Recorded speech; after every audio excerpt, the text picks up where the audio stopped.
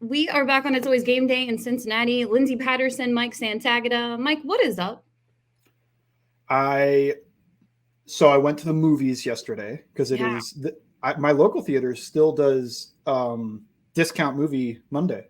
It used to be $5, now it's $8, but you get a free small popcorn. So still very well worth it. I don't know if that's a thing in Cincinnati at all. I don't know.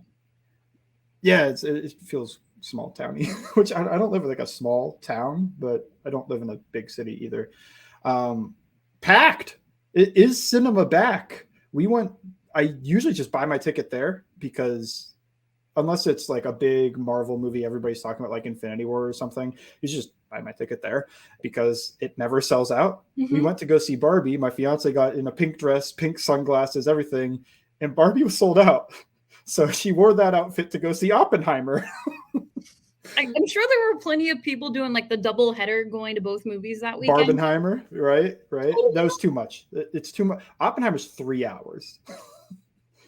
You know what? But was it a 3-hour movie that didn't feel like a 3-hour movie? Yes, I think so. I do remember what it feels like the climax of the movie happens at about the 2 hour mark.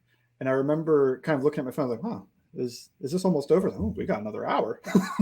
But really good, 9 out of 10. Not my favorite Christopher Nolan movie. It's definitely one that I'm probably not rewatching, even though I said like 9 out of 10. One, 3 hours long. Two, I mean, it's a historical biopic. There's no like big twist that makes you go like, whoa, I got to watch this again with that in mind. Unlike my second favorite Christopher Nolan movie, The Prestige. Have you seen The Prestige? No, I'm a Oh failure my when God. it comes to movies. I'm not even going to lie. Hugh Jackman and Christian Bale are stage magicians. Okay. And I love it. It's very serious, but there's twists, turns. I like that premise. Didn't speak me at all, other than I was like, nah, I like Hugh Jackman and Christian Bale, and I like Christopher Nolan. So I watched it and I was like blown away. And I think it's my second favorite because I had the lowest expectations. I haven't seen every one of them. I posted on Twitter and everybody's yelling at me to go see Memento, which I have not seen, but I like it more than Interstellar and Inception, which are commonly two people's favorites. And if I wasn't such a nerd, it'd be number one, but I love Batman and the Dark Knight. So that's going to take number one for me. But have you seen either Barbie or Oppenheimer? No, my parents went to watch Barbie, and my mom told me I need to go watch it. So I hear it's really good. I know it's more. I think people are thinking it's going to be the Barbie pink. Everything is just fun, but it actually tells a really good story. So I am going to go see it at some point. I actually want to see both movies, but it's really cool. Honestly, they said the box office was crazy all over the United States, so that's awesome. The Barbie one, yes. Both? Oppenheimer, yeah, for like a rated R 3 hour movie, Oppenheimer's doing insane. But if you just like look at the numbers, it's like I think Oppenheimer's like 50 million opening, or 60 somewhere around there, but which is great for what it is. But Barbie's like 300 million or something. You're like, let's not compare these head to head. One of these is PG and like a clean 2 hours, and the other one's a 3 hour movie that you got to be ready for. I was proud I did not take a bathroom break, so I missed none of the movie. Yeah, great movie. There's, I won't talk about it. I don't want to spoil. It's not really a spoiler, but it just an actor showed up near the end. I'll let you whenever you see it. I think you'll know. Okay, when you see it, I think you'll know what I mean. But near the end, there's a interesting actor that showed up that kind of took me out of the movie, similar to Interstellar. Sorry to spoil a 10-year-old movie, but when Topher Grace, who is Eric Foreman, shows up in Interstellar, I just kind of went, what? What is Eric Foreman doing here? It took me out of the movie a little bit, but there was one of those in Oppenheimer, which there's a ton of actors that you kind of go like, I know that guy. But this one was so much of like, that's blank. No, I absolutely love it. And my favorite thing about it is I wish we would have had a whole movie segment this summer because there wasn't a whole lot going on for the Cincinnati Bengals. Now we get these 2 movies that come out. There's plenty to talk about there. And then there's news everywhere. Back. Especially these are original movies too. Like, I don't know if Barbie's going to become a franchise of some sort. Yeah. That's how like everything goes. But it was kind of cool that it wasn't like all the other movies that came out this summer.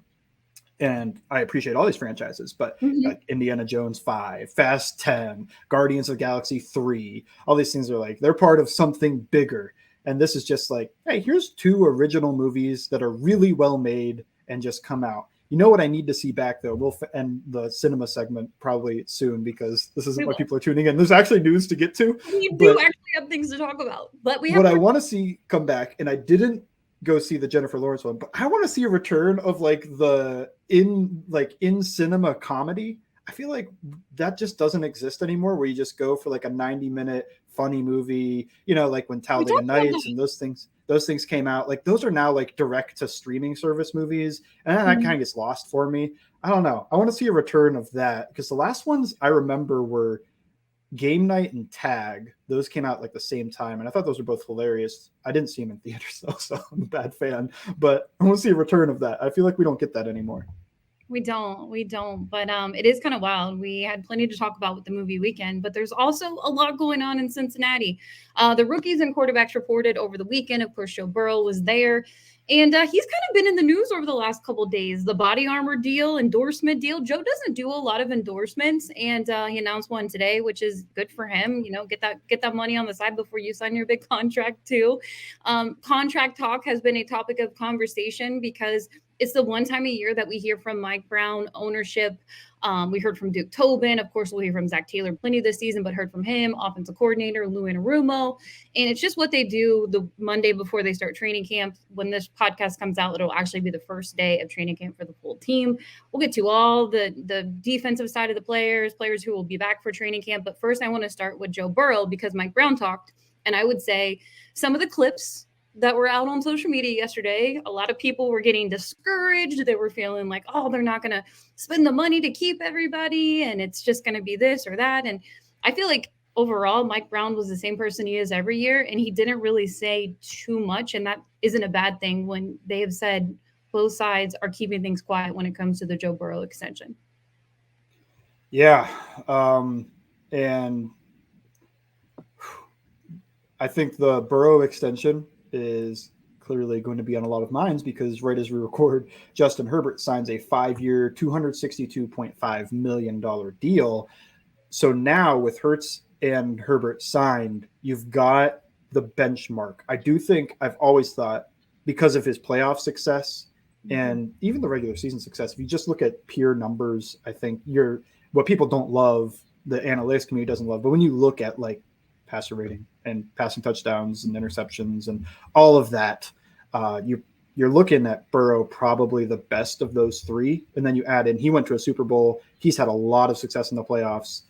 He's shown up in big moments. I think that leads to him being the most expensive of the 3. Mm-hmm. But I need to look up Jalen Hurts' deal.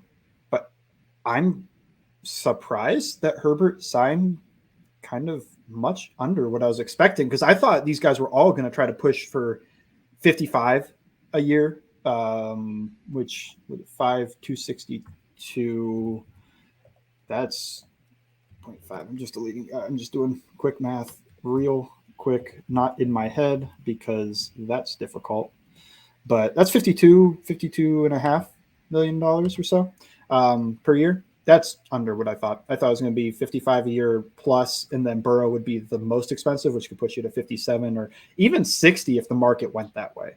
I don't think he's going to push for $60 million a year anymore. Now, with the Bengals, sometimes you pay a little extra per year because they don't give all the guarantees, but I think they're going to give the guarantees to Burrow. That's like if this was about pretty much any other position, maybe not Jamar Chase. I think he'll get all his guarantees as well. But if this was about T. Higgins, maybe you're thinking like, okay, well, similar receiver. Jalen Waddle signed 23 a year or something. You might go like, well, I think T is going to push 25 just because Waddle's probably getting more guaranteed money. But yeah, where I am on the Herbert thing was, that's it. I feel like 275. Feels like a layup to me. Like I'm taking that. I'm taking that easy. Well, it benefits the Cincinnati Bengals. I will say that obviously Joe was going to get paid more than Justin Herbert, but I will say it benefits them that Justin really didn't see a lot of playoff success. So I'm sure the Chargers could have kind of put that in there too. And I'm not, Justin Herbert's a great quarterback. I don't really want to rank where he is right now in the NFL, but some people might think he's a top 5 quarterback, and I don't think that's a hot take at all. But he's a really good quarterback. But I think that benefits because that number's going to be right there. And then tomorrow, Joe shows up to Paycor Stadium, and he's like, all right, it's my number. And they've had these discussions for months. They've been going on since they were allowed to have the discussions in January. They've been behind closed doors. They've been professional on both sides of the ball. And honestly, you can say the same thing about Justin Herbert and Jalen Hurts. They were really quiet how all of the quarterback deals have been able to get done on both sides of the ball. And that's totally fine. But I agree with you.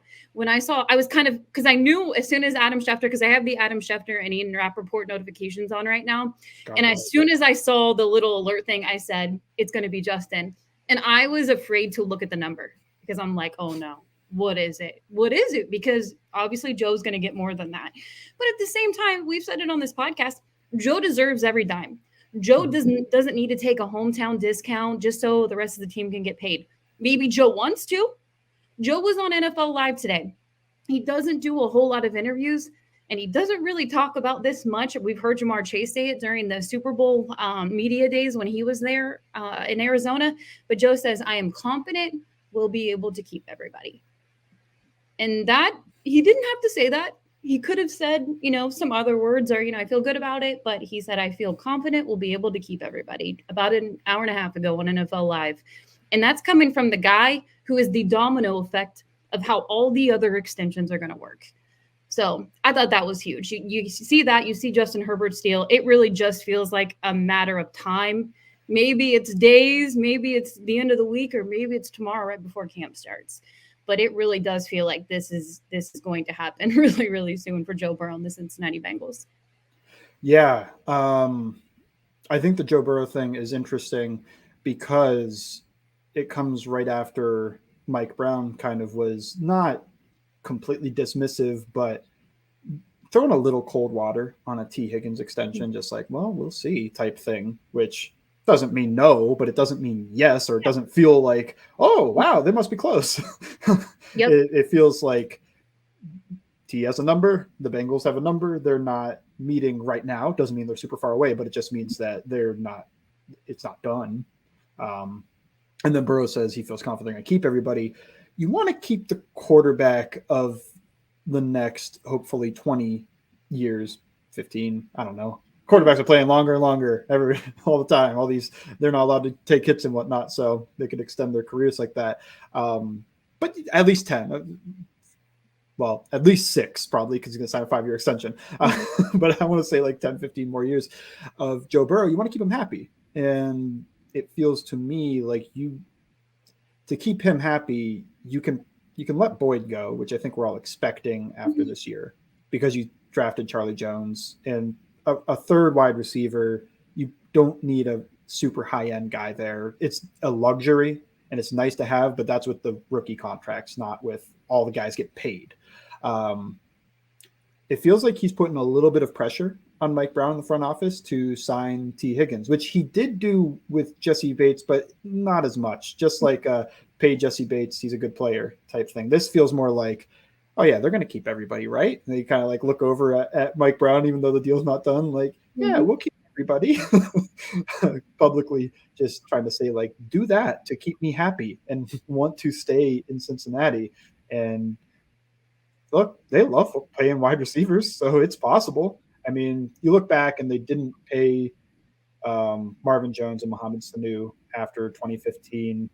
TJ Houshmandzadeh eventually left to Seattle at some point. I don't remember the exact thing there, but make the change. Make the change and pay the 3 most talented guys on the entire team, probably, at least for the next – if you're projecting for the next 5 years, I think these are your 3 blue chip players.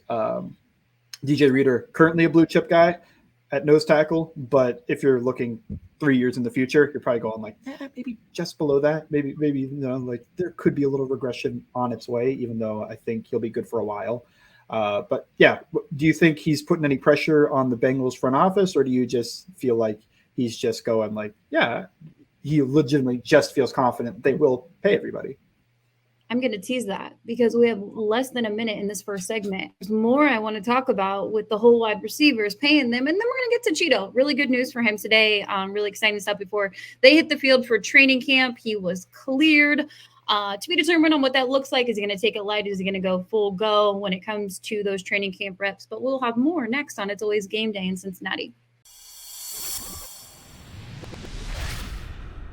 We are back on It's Always Game Day in Cincinnati. Going to continue this Joe Burrow discussion. Look, he hasn't signed on the dotted line, but when he does, we'll have more on the contract extension for Joe Burrow, if and when that happens.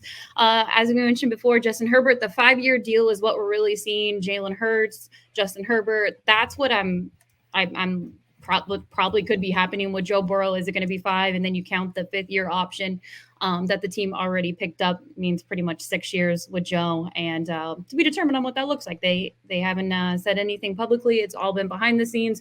But when it comes to the wide receiver talk, I agree with you. Does that put a little pressure on the front office when your quarterback, your franchise guy, Mike Brown, who said wonderful, amazing things about Joe Burrow this past week, when it comes to him being the heart of the team? And I think a lot of people would agree with that. Can they do it? Will they be able to do it? What do the guarantees look like for T. Higgins? I truly feel like maybe those discussions have been light with his agent because, again, we don't hear anything about the T. Higgins stuff either. And then after Joe signs, those conversations pick up. Does it get done before the season starts? I don't know. Does he play on this one more year with the Cincinnati Bengals and then he's franchise tagged and he's back again in 2024? We'll see what happens. Yes, they have to pay Jamar Chase. But I think the Bengals have been telling us something for the last couple years. You look at the NFL draft this past year, they go heavy on the defensive side. I think a lot of people, when they were about to pick, they should get the hometown guy who I've said on this podcast was like, yeah, give Michael Mayer another weapon for Joe Burrow. They're like, no, we are going on the defensive side. And in the second round, we're going on the defensive side because might eventually have to replace Chido, who has 1 year left on his contract. Then they throw a curveball and they say, you know what, we're going to go defense again. And it was just something that I really noticed is you want to get younger on the defensive side of the ball because your core players, the people you want to pay, Joe Burrow, T. Higgins, Jamar Chase, writings on the wall, unfortunately, with Tyler Boyd. I just feel like, and I hope he, lands on another team and he's absolutely wonderful there too after this past season. But Charlie Jones feels like that replacement for him going into the next season. But I don't know. Maybe it's a lot of optimism when it comes to hearing different people talk, but Duke Tobin, I don't know. I feel like he sold me at the combine when he's like, look, we're not trying to go and make other teams better. Go get your own. And not a lot of people have a T. Higgins or 2 number 1 wide receivers on their team. And, you hear it with what the Miami Dolphins will have to deal with next year. Will they hear those conversations? How are you going to pay both guys? What's it going to look like? It's going to be really difficult. Who's going to be their quarterback? I don't know. I just feel like with the Cincinnati Bengals, it's really special and unique with what they have going on. And you can make it work. The cap is only going to grow larger and just take a benefit of a 3 to 4 year deal. Does T. Higgins want to do that? I don't know. But I personally feel like they can make it work. They can make it work with T and Joe. Agree. If T. Higgins keeps up, let's say a 1,250 yard per season average, you obviously tag him the one time. Do you tag him the second time? It's only $20 million next year, isn't it? Yeah, and then it'll be what? It'll probably push upwards of 30 if you do it a second time. I mean, I'd think about it though. If you can make it work with the cap space, and let's say you really can't get this deal done, just extending that window another year if you really can't get this deal done. Mm-hmm. I prefer you just pay him. I do too.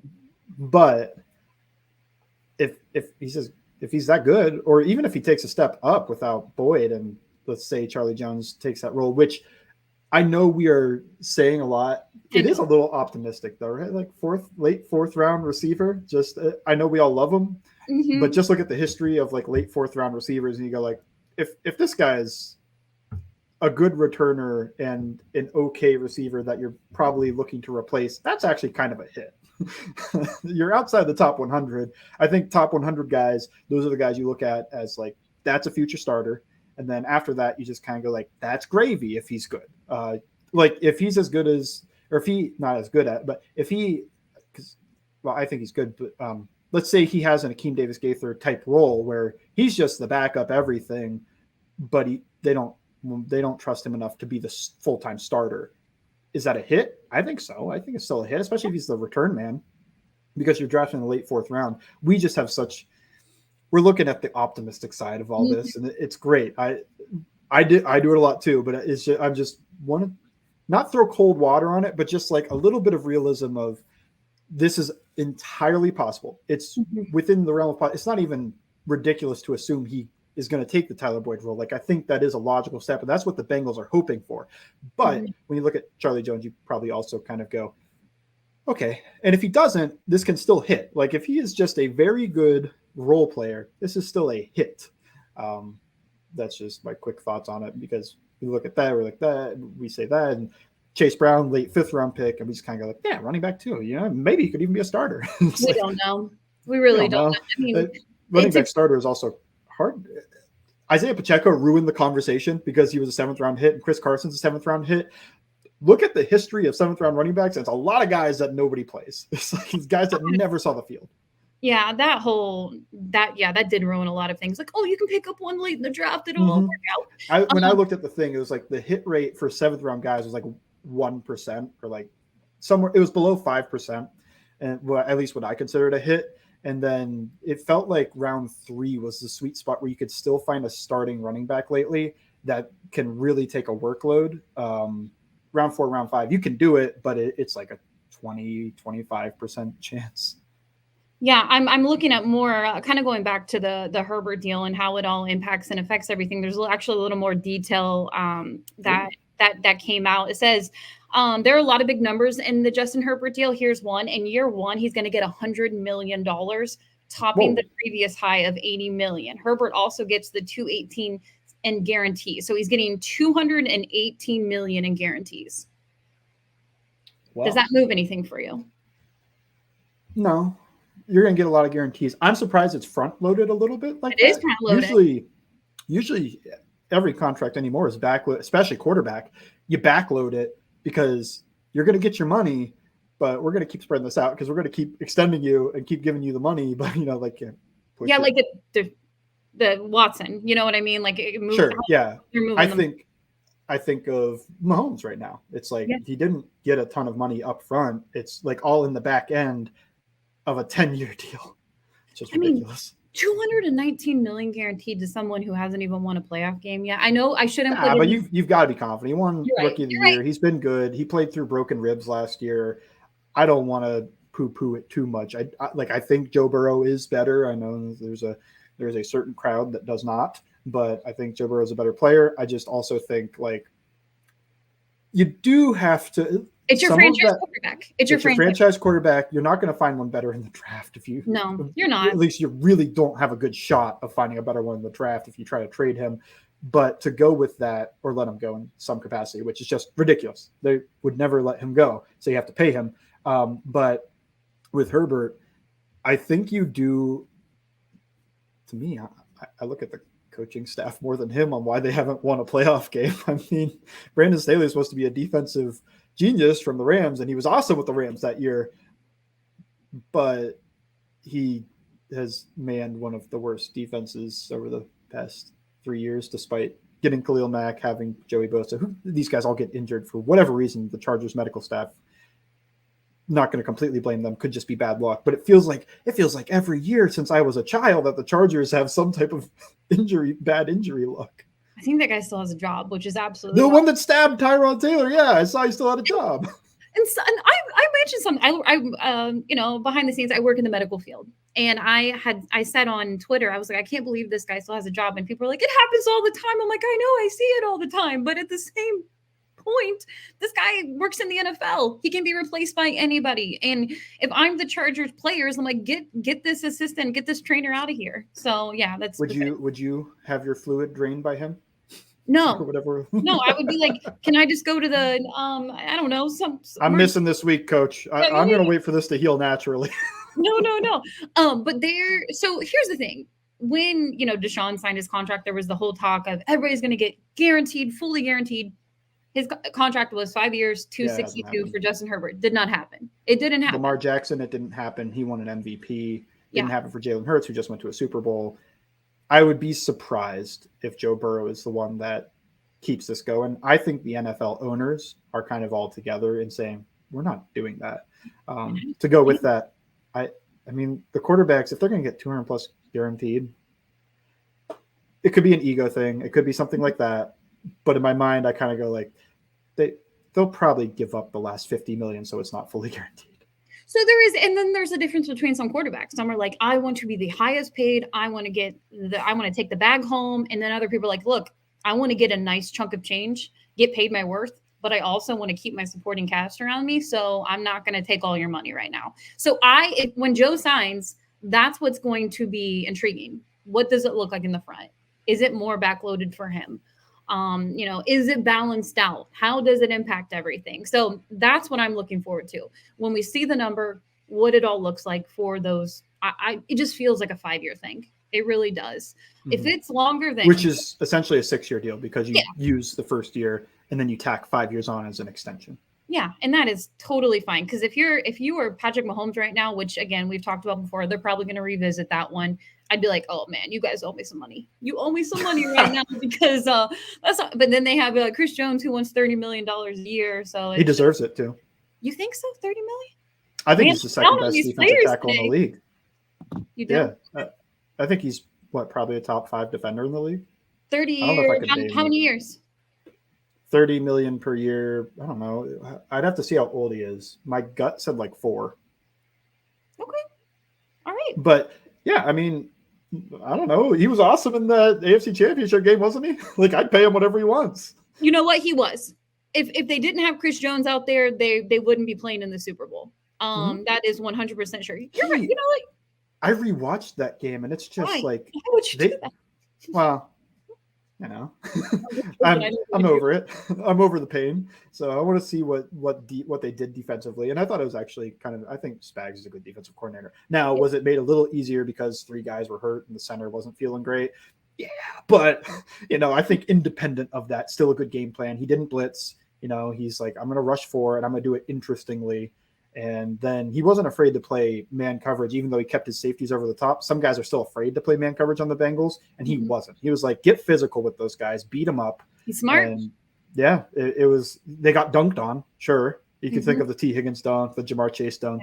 But I think it also helped them because it ruined the timing because these guys are getting into them. They're ruining the timing of these routes. Burrow has to hold that ball, even if it's just a quarter of a second longer. Chris Jones was incredible in that game. I mean, he was. They basically took Ted Karras and they said, slide to Chris Jones on every snap, which is what they did in the regular season matchup. And it worked a little bit because Alex Kappa can handle stuff a little better than Max Sharping. But it also, they did a better job with the slide, like actually blocking Chris Jones, physically blocking him. And just, we're going to we're going to use all our resources to block Chris Jones. And they tried that. And Chris Jones is just like, I'm going to be unblockable. Like, you're going to slide the center to me. I'm going to beat the guard, and then I'm going to push the center aside, and then I'm going to go hit the quarterback.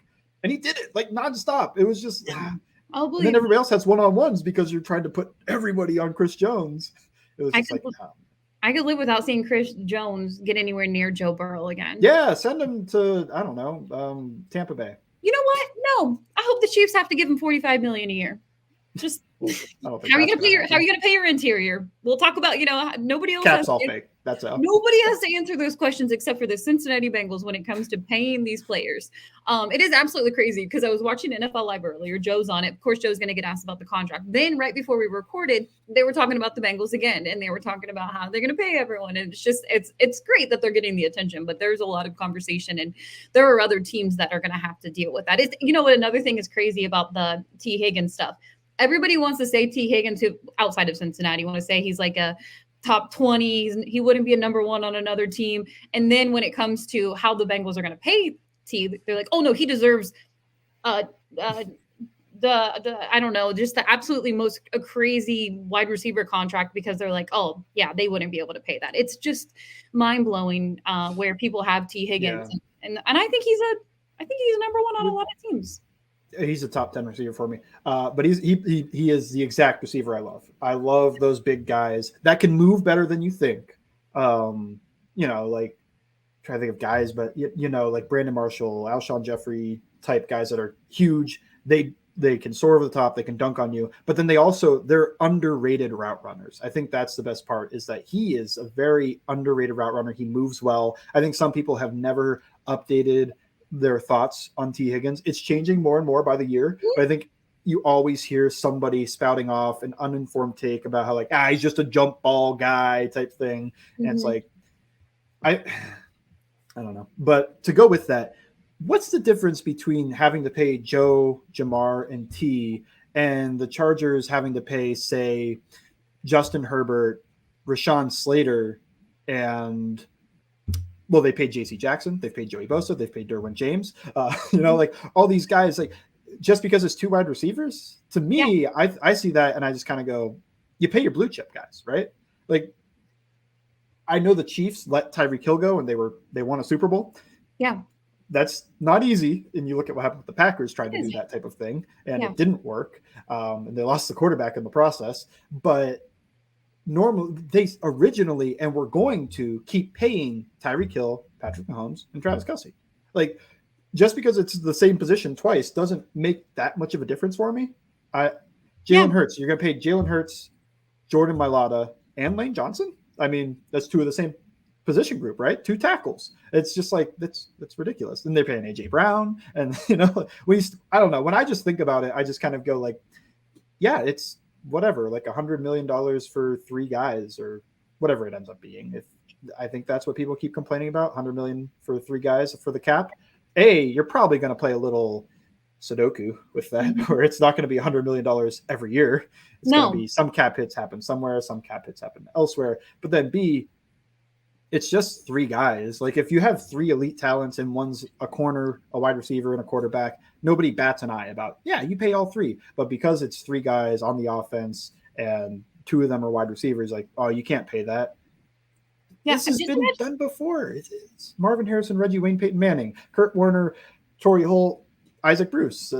It's this is not unheard of. It could be a defensive player, as you mentioned before. What if Chris Jones was on this team and he wants $30 million? There's an easy one. You want to pay Chris Jones, right? You pay Chris Jones. You're paying Patrick Mahomes, and you're paying whoever you want to put. Travis Kelce. You're putting which tight ends are a little. I think Travis Kelce's always a little underpaid, but you're going to pay Creed Humphrey, right? You're going to pay Trey Smith. You're already paying Joe Thuney. You just gave a giant deal to Jawan Taylor. How's that work? No. I don't know. I think sometimes we get a little too caught up in this type of discussion, but that's my thought. We're going to move on because Joe Burrow, and I feel very comfortable saying this, I feel like that contract extension is coming very, very, very soon, and we could do 3 segments on that. But the good news is Joe is talking to the media today. You sound really confident. They get back to training camp tomorrow. When we're recording this on a Tuesday, it's technically that day that they report, and the Bengals got more good news today. We'll get to that next on It's Always Game Day in Cincinnati. We are back on It's Always Game Day in Cincinnati. Plenty of Joe Burrow. Justin Herbert signed his extension, and it feels like the dominoes are going to fall. Training camp is finally here. Thank goodness. Can't wait to get to some training camp storylines, but just fantastic news for the Cincinnati Bengals today. They announced that Chido is off the pup after being there, I want to say about 48 hours, maybe 72. I wasn't even surprised because you can take a player off there at any point during this time period. During training camp-ish. Training camp, preseason too, right?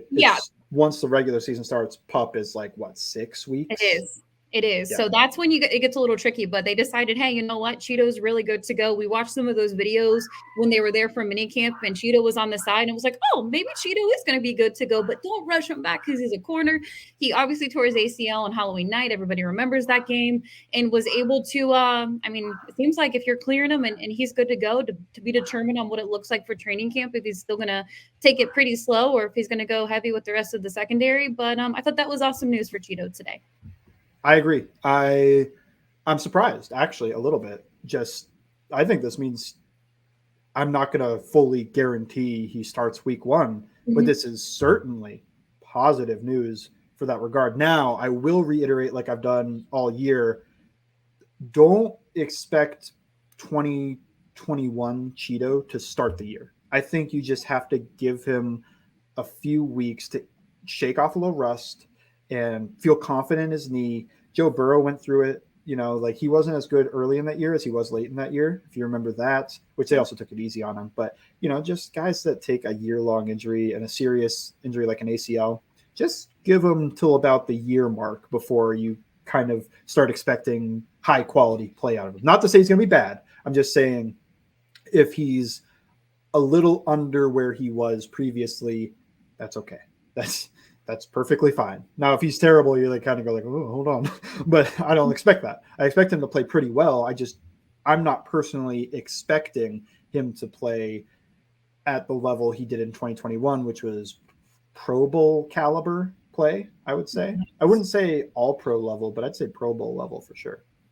I think of just even this past season, early in the year, I want to say it was the Atlanta game.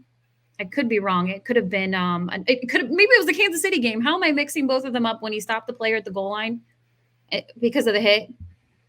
Oh, are you talking about Atlanta? Atlanta. Why did I think Kyle Pitts? Yeah. Just slammed Kyle Pitts, I think, scored one touchdown all year, and that was one of the ones he couldn't get.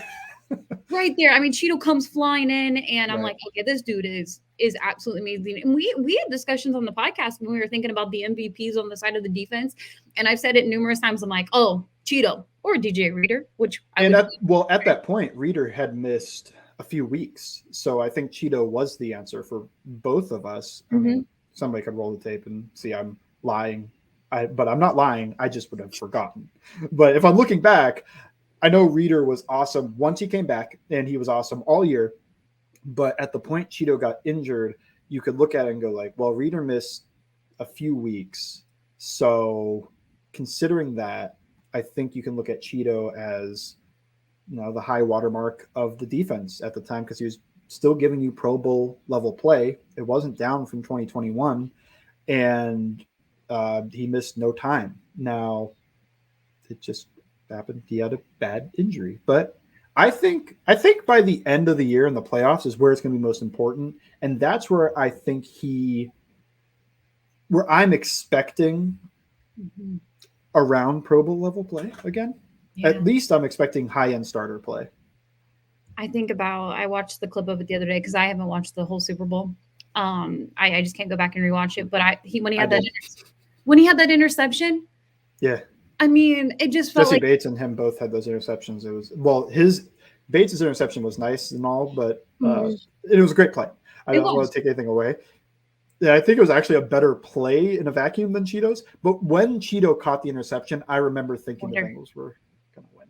It was the third quarter. I mean, third quarter, and if they went and just scored a touchdown, I think they would have won. I think it would have been too much, but it's okay. We're not going it was just a Chido. It was a Chido highlight that I had remembered, and just overall, I agree with you. I think it's absolutely huge that Chido's there. Look, this is more, and I hate to say this to people, but I just want to be realistic. This is more than likely Chido's last year in Cincinnati. They drafted DJ Turner for a reason. He's going to go get paid, and I hope Chido gets paid the bag because he just had the season of his life with the Cincinnati Bengals.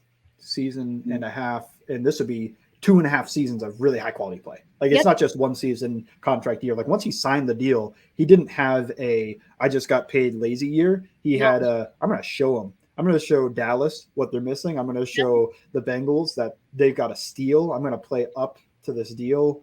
And look, I think he was awesome. I think he's been awesome. I think he'll be awesome at least by the end of the year and into the playoffs. And if you're going to play high quality play, do it in the playoffs, right? And that's where you're going to get noticed. That's where everybody's going to be watching you. And all the teams that might want to pay you are going to be watching you in the playoffs. They're not going to be watching week 1 Bengals Browns. No. At least, well, they might, but it's not going to be the general manager, head coach. They've got other things to worry about. But yeah, I'm hoping he gets a giant bag. It's probably not from Cincinnati unless I always come up with a scenario on how these guys get paid. I mean, if he is like the best corner in the league right away, maybe you do pay him. I mean, the cap is only going to get. Yeah, it's only going up. It's only going up. We'll worry about it later. You know what? The Cincinnati Bengals put $20 million of their own money into Paycor Stadium renovations and making it, just adding more to it. Now, maybe the Taylor Swift money came in. I don't know, But hey, 20 million during a year where you have to pay some guys, great work on them. But yeah, with Chido, I hope he has a great season. It's really exciting that he's going to be, back out there. He's cleared, but to be determined on what week one looks like. We are going to be down to it's going to be a month away. We're about 5-6 weeks away from the opener. So to be determined what that looks like. La'el Collins is still someone they're taking their time with. Look, that one, I wouldn't be surprised if La'el is going to start the season on the pup, but crazier things have happened. 3 things with La'el. 1, he's older. Well, actually 4 things. 2, he's heavier, and that's always harder on your lower extremities, obviously. Yeah. 3, the knee injury was worse. He tore more than just the ACL. And then 4, I had something, I've already forgot it. But I said older, heavier, worse injury. Oh, and later in the year. It happened later in the year. So those 4 things are working against him compared to Chido, where I would be surprised if he's out there week 1, even if he's not starting and they just want to ease him in as the 6th lineman. I'd still be surprised. I'm kind of, what do you think? Like week 4, week 6, somewhere in that range is what I'm kind of expecting from him. Also, he was injured all last year. He was. And maybe his back is getting a break, but he's not getting to just R&R right now. He's got to do a ton of rehab, which isn't fun. So La'el was one of the people that stayed in Cincinnati to work out between when minicamp ended and training camp, which is here.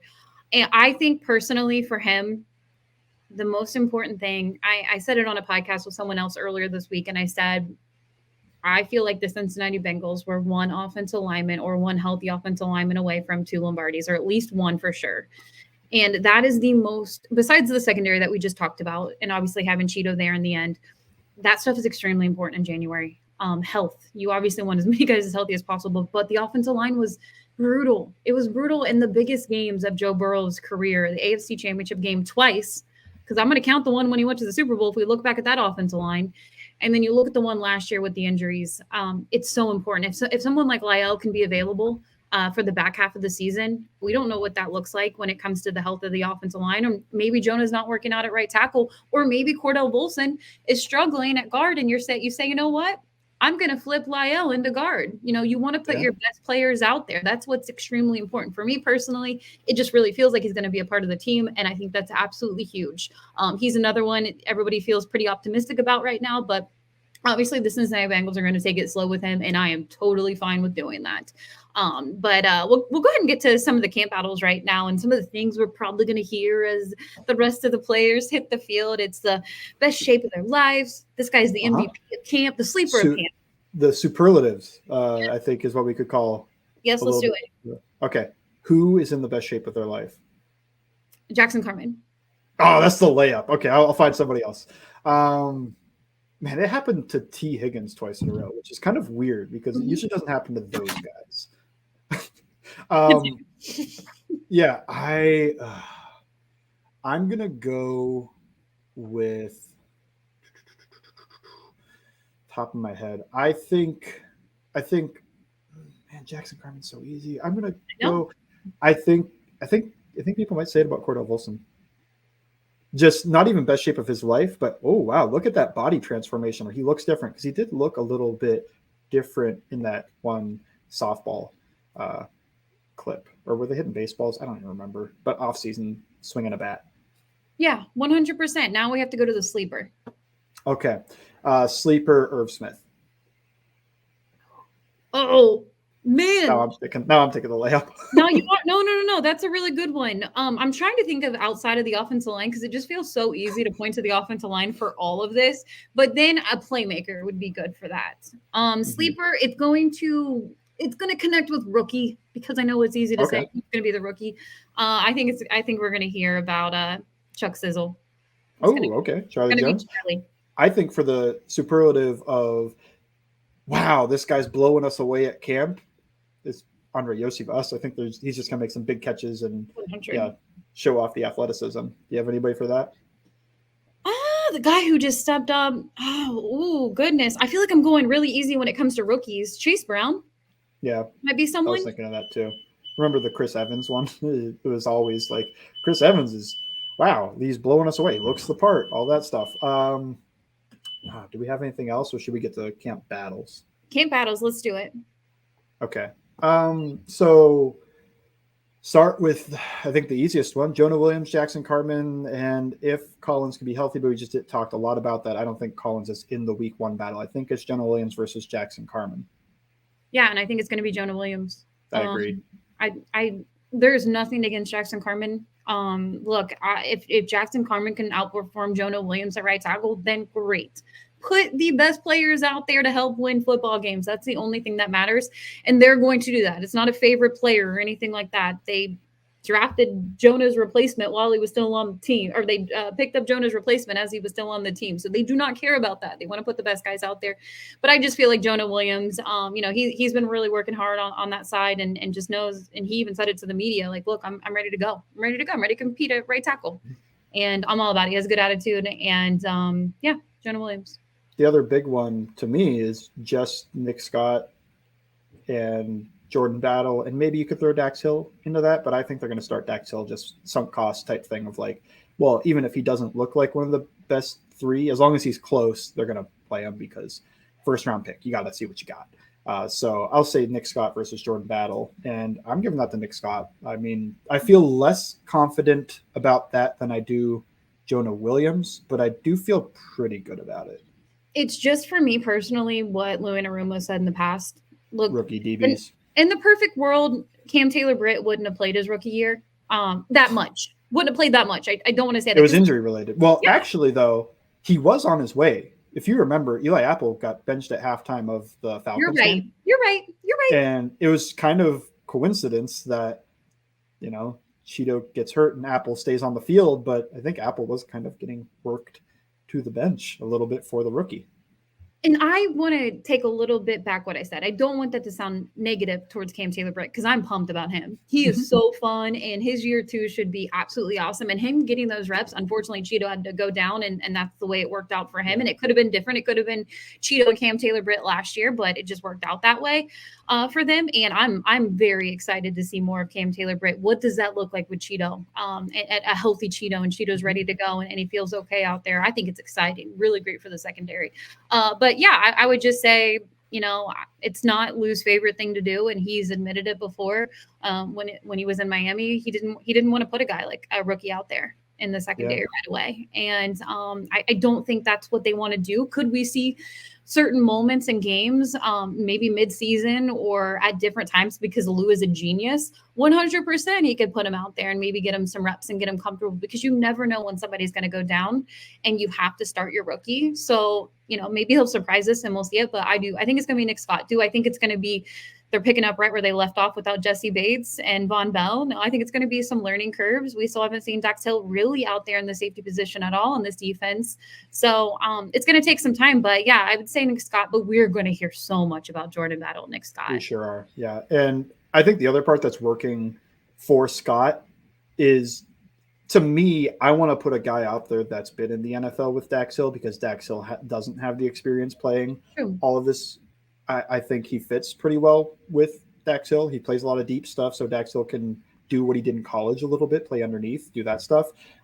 So, yeah, I just think you probably don't want to start 2 rookies, at least at the start of the year. Like, if Jordan Battle takes over in week 10 and there was a Nick Scott, 2-week injury, and Jordan Battle came in and he was great, and Dax Hill has settled in, I think you probably just roll with Battle. But if there's no injury or anything, I don't know. I could see Nick Scott starting all year. Got to remember, Jordan Battle, late 3rd round pick. I mean, he's really impressed, and they had a 2nd round grade on him, and Nick Saban loved him. He started for the Alabama defense as a freshman. So did Jonah Williams. So I think he's a high floor guy. I think he's going to be good. I think it's Nick Scott, because Nick Scott has played in high moment situations. He started that Super Bowl and he played pretty well in it. He was better in the other playoff games, I think, but he wasn't bad in that Super Bowl. And he started all last year for the Rams. And I mean, personally, I thought he was as good, if not better than Taylor Rapp, at least for what the Bengals are going to want him to do. And I think a lot of Bengals fans want Taylor Rapp. 2 quick camp battles that I think I'm even more confident on who's going to win that. Brad Robbins over Drew Chrisman. I think Drew Chrisman's an awesome guy. I love what he's doing with DoorDash and everything like that. I hope he makes the practice squad as the backup punter and they keep paying him. But you drafted upon her, he's going to win that job. Unless, I guess Jake Elliott lost the kicker job. Ooh, isn't that always, he's still and then won a Super Bowl that same year as a rookie kicker. But what is what it is. We wouldn't have Evan McPherson if we had Jake Elliott. So I think Brad Robbins wins that job. I'm like 90% confident, if not more, in that one. And Trent Taylor versus Chuck Sizzle, Charlie Jones for the punt return job. I think it's easy. And I think it's going to be Charlie Jones because you're not going to cut your 4th round pick. Yeah. I guess another one could be what? Trent Irwin versus Charlie Jones for outside receiver. But Trent Irwin made plays. I think people are underrating Trent Irwin. I see some people say you might cut him. I'm like, I would not cut this guy. It's a recent. It's because of the AFC Championship game when Tyler he was forced into the slot. He's 6'2", 200 and something pounds. Like he's not a slot guy. His height, plenty of well, I guess that's how big Boyd is. But Boyd's great change of direction guy. Trent Irwin's an outside guy to me. You know, he's not the best change of direction, but he makes plays. He's a good receiver. Yeah, no, I agree with you. I think Trenton Irwin's going to be on the squad. I think it's going to be Charlie versus Taylor. To be completely honest with you. I think that's like a 1-to-1 comparison. Punt return backup slot. Hey, in your future as slot receiver. So they're 100%. I think he's going to be more of a special teams guy, but and hopefully that's the case because that means all the wide receivers are healthy. I wanted to hit one more. Do you have any guys that could be an unexpected cut? Sheesh. I wouldn't say unexpected, but could be a possibility, even though I like him for depth. This is terrible to say. I'm going to say Hakeem, and that's a terrible unexpected. That's not unexpected for Bengals fans. I know. It is a little bit for. I'm not saying unexpected. I think he's bubble. I know. I shouldn't. That's a. But I think he has a decent shot to make the team. I'm not saying these guys won't find a home anywhere else. I'm just. No, I picked a terrible one. Give me one. I picked a terrible one. I was trying to think too fast, and Hakeem isn't a surprise one. I think there's a few. I think Trey Hill could lose the job to Ben Brown. I think that's a true camp battle for backup center. I think unexpected. Would a Marcus Bailey, Joe Bacci cut if they only want to keep 4 linebackers be unexpected? Tell me what they're doing with Logan Wilson. Not that he was going to replace Logan Wilson or anything like that, but I just need all the depth in the world at linebacker.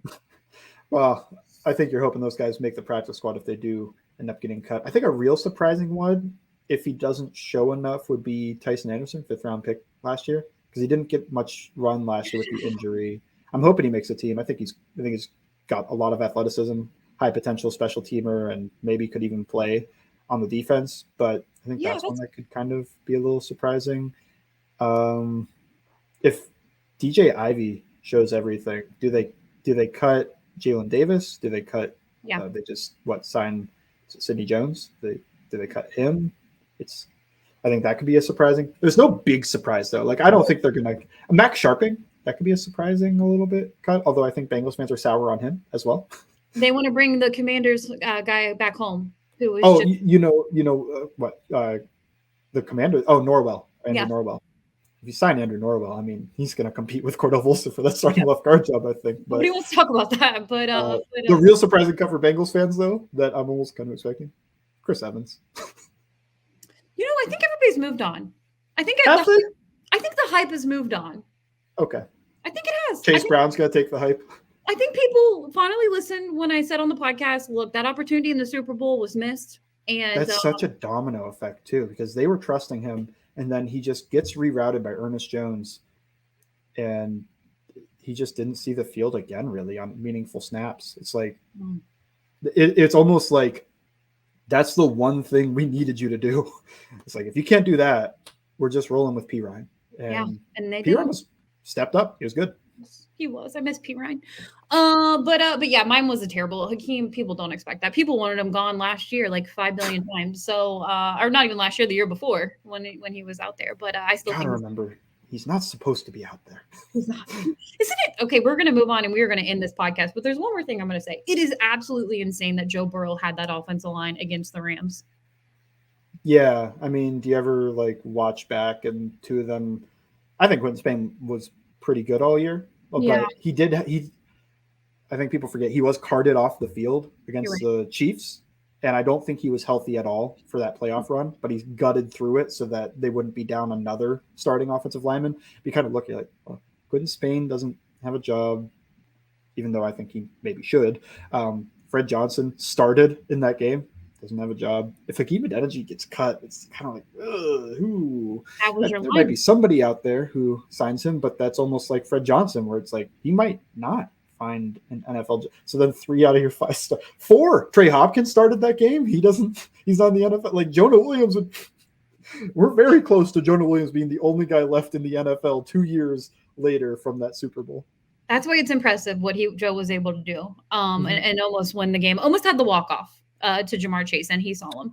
But no, we're not going back. We're moving on because training camp is officially here. We will have your mailbag questions. We went over about 10 minutes on this podcast. There's plenty to talk about, which I'm fine with that. Hopefully the next time we talk to you guys, there's more news, maybe in the, on the extension side. We'll see. We'll see what happens. But do you have anything going on All Bengals coming soon? I think relatively soon I will write kind of like an entire defensive and offensive preview of what to expect and review of what they did last year, but I haven't done that yet. I'm actually just currently I've been watching defenses, just like what are like the real interesting defensive coordinators doing, which is actually why I went back and watched that AFC Championship game. As related to I'm gonna watch Steve Spagnuolo because I think he's a great defensive coordinator, and let's see what he's been doing. Please stop putting Lou and Arumo highlights on your Twitter because Patrick Mahomes follows you now, and we don't. That was ridiculous. I couldn't believe. I saw the notification and I went, okay, that's the Chiefs fan, right? And I click it and it said like 2.4 million followers, and I was like, yeah, this is the real Patrick Mahomes. Had to take a screenshot. Want to let everybody know. Oh, you can let it. That's a flex. That's a flex. No, he has unfollowed. It's okay.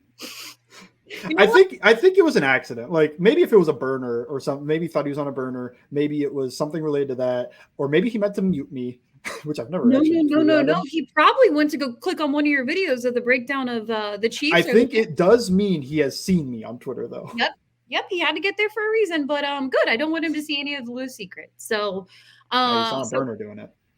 Yeah, he's on his burner doing it. But no, that's a flex. He followed you for a while. But yeah, I'll always have the screenshot. And I will treasure that. You should. And speaking of Twitter, make sure you follow Bengals_Sands. You can follow me at Ellen Diaz Patterson. We'll have plenty to talk about on Thursday after training camp, 2 days in the books. Thank you for listening to It's Always Game Day in Cincinnati.